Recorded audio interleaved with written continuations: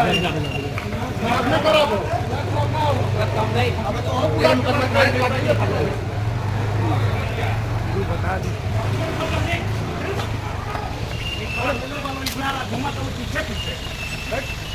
उधर बैठिए, एक आदमी पीछे उधर एक आदमी बैठिए, बैठिए बैठूं बैठिए बैठिए।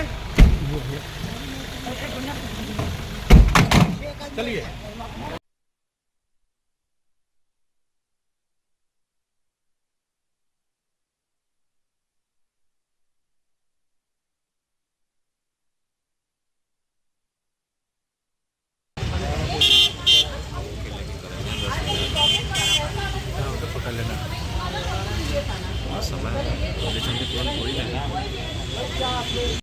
लालपुर चर्चित गैंगरेप मामले में आज एसआईटी की रिपोर्ट आई है। आप अपना परिचय देते हुए बताइए कि क्या है इस रिपोर्ट में। मेरा नाम एडवोकेट आलोक सौरभ है और मैं एक आरोपी का वकील हूं। इसमें एसआईटी की रिपोर्ट आई। एसआईटी की रिपोर्ट में कहीं अभियुक्तों के लिहाज से एसआईटी की रिपोर्ट ऐसा लग रहा है खानापूर्ति की तरह से है। हालांकि एसआईटी की रिपोर्ट में यह बात बताई गई है कि 29 मार्च को लड़की अपने घर से निकलती है और परिजनों द्वारा 4 अप्रैल को पुलिस थाने पर सूचना दी जाती है इस चीज़ की। तो पहले तो 6 दिन लेट डिले सूचना दी गई है। और दूसरा, इसमें इस रिपोर्ट में यह बताया गया है कि लड़की स्वतंत्र रूप से भिन्न भिन्न व्यक्तियों के साथ आती जाती दिखाई दे रही है, जिसमें वो अपनी सहेली के साथ जूडियो मॉल में और घाट के आसपास भी घूमते हुए नज़र आती है। और लड़की ने अपनी इंस्टाग्राम आईडी को कई लोगों से मोबाइल फ़ोन लेकर उसमें लॉगिन किया है और लोगों से मोबाइल फ़ोन लेकर भिन्न भिन्न जगहों पर बात भी किया है।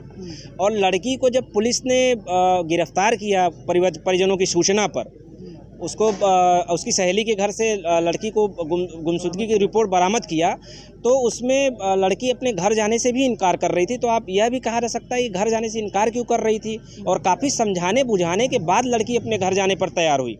इसका मतलब 29 मार्च को स्पष्ट है कि लड़की अपने स्वेच्छा से घर पर निकली थी, लोगों के द्वारा मोबाइल फ़ोन लेकर अपना इंस्टाग्राम लॉगिन कर रही थी और कॉल से बात कर रही थी। तो यह स्पष्ट है कि लड़की अपने घर पर ना ही सूचना दी और ना ही पुलिस थाने में कहीं सूचना दी, और लड़की भिन्न भिन्न जगहों पर घूम भी रही थी।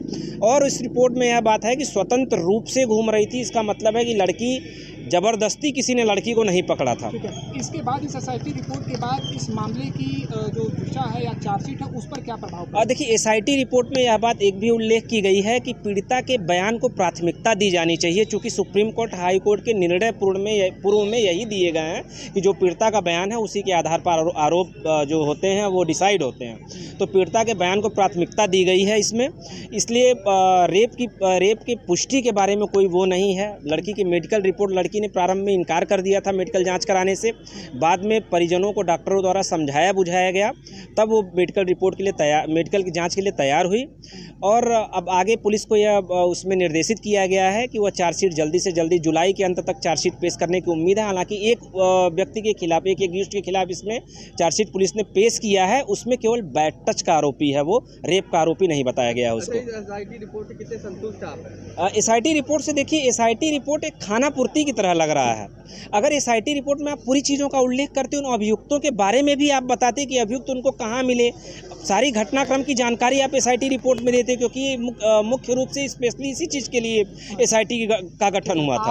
आपका जो सबसे बड़ा इसमें पहल रही है जो अभियुक्तों की तरफ से कि ये वो उन्हें फंसाया गया है, बेबुनियाद है वो, तो आपको क्या लगता है इस एसआईटी रिपोर्ट के बाद उस आधार को कितनी मजबूती? देखिए, एफआईआर को देखेंगे और एसआईटी रिपोर्ट आने के बाद आप घटनाक्रम को समझेंगे तो ये सभी को लगेगा कि ये किसी कहानी की तरह है, और ये निश्चित तौर पर कहानी ही बनाई गई है। इसमें साफ जब उल्लेख है कि लड़की स्वतंत्र रूप से आ जा रही थी, तो रेप नहीं कहा जा सकता फिर इसको।